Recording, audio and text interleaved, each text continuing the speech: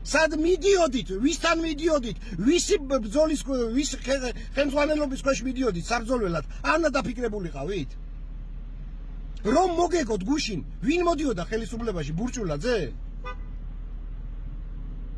ხელისუფლებაში თანამდებობებზე გენპროკურორატის ნაბოზარი მიშა ზროინდელი პროკურორი მოდიოდა თვალებ დაჭყეტილი რაგვარი არ ვიცი ის ხალე.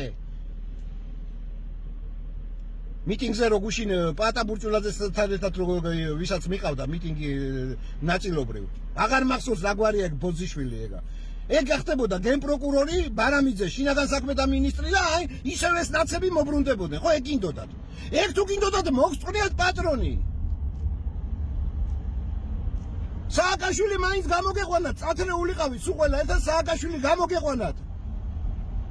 თქვენ აი ხალხს მონებს, რომელსაც აუცილებლად ხაზეინი უნდა, რუსების ხაზეინობას ისევ ამერიკელის ხაზეინობა ჯობია და წადით და სააკაშვილი გამოიყვანეთ, კაცო და ჩაგაბარებთ ამერიკას.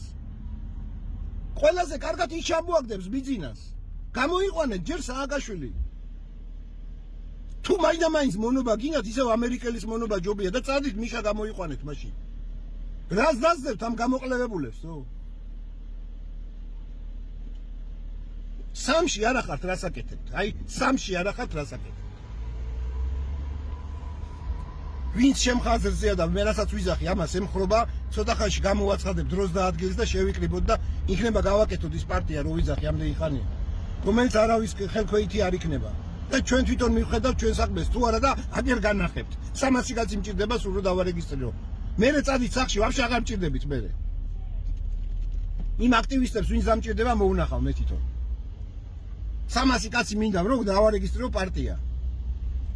და როგორ უნდა მერე მოქმედება მაგას განახებთ. ამერიკას და რუსეთს ერთად მოუწყნავ დედას.